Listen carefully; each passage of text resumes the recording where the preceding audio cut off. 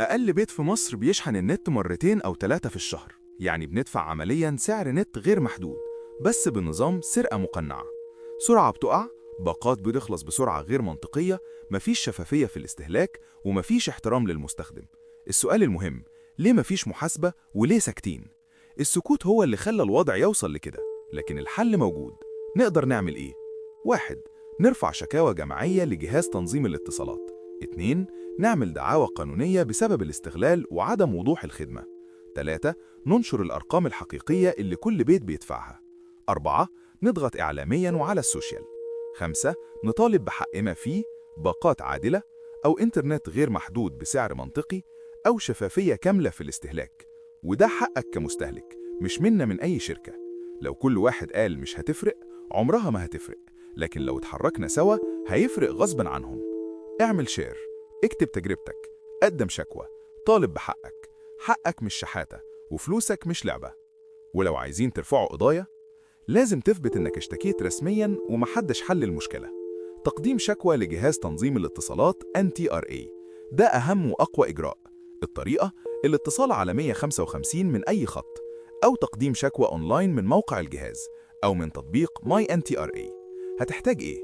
اسمك، رقم الخط أو رقم الأرضي، اسم الشركة، وي أو فودافون أو أورنج أو اتصالات، شرح المشكلة، نفاذ الباقة بسرعة، شحن متكرر، عدم وضوح الاستهلاك.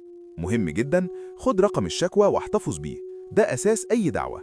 المدة، الشركة لازم ترد خلال 5 ل 10 أيام عمل. ثانيا، لو المشكلة ما اتحلتش، كده أنت مؤهل قانونيا ترفع دعوة. تقديم شكوى لجهاز حماية المستهلك، دي بتقوي موقفك جدا. إزاي؟ الاتصال على 19588 أو شكوى أونلاين. ارفق رقم شكوى جهاز تنظيم الاتصالات، فواتير الشحن، سكرين شوت الاستهلاك. ثالثا، رفع دعوى قضائية الأقوى، ودي مش صعبة زي ما الناس فاكرة. نوع الدعوة، اسمها دعوى تعويض عن ضرر مادي واستغلال تجاري، أو دعوى مخالفة شروط التعاقد وعدم الشفافية. تترفع فين؟ محكمة الأمور الاقتصادية، وموجودة في كل محافظة. هتحتاج إيه؟ ملف بسيط فيه صورة بطاقتك، عقد الإنترنت لو موجود، فواتير أو إيصالات الشحن، رقم شكوى NTRA، رقم شكوى حماية المستهلك، وصف الضرر، مثال شحن 3 مرات شهرياً. التكلفة، رفع الدعوة من 50 ل 150 جنيه، محامي اختياري، فردي من 500 ل 1000 جنيه، جماعي أقوى بكتير للفرد.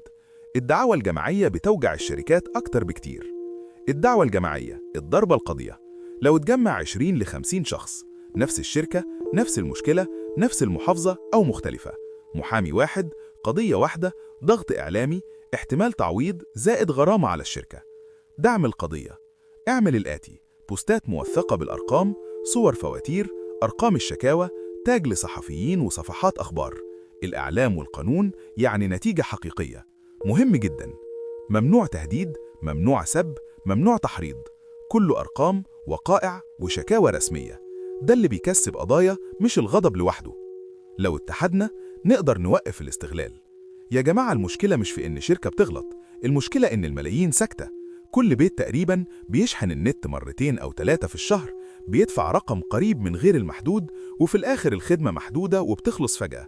يعني إحنا بندفع كتير مقابل خدمة أقل، وده اسمه استغلال صريح. الحقيقة المهمة، ولا شركة تقدر تكمل كده لو الناس اتحركت سوا وبطريقة قانونية. اتحادنا هو القوة، مش ستيمة، مش خناقة، مش تهديد. شكاوى رسمية وأرقام ودعاوى قضائية، يعني تغيير حقيقي. لو كل واحد قال أنا لوحدي مش هفرق، مش هنفرق فعلا.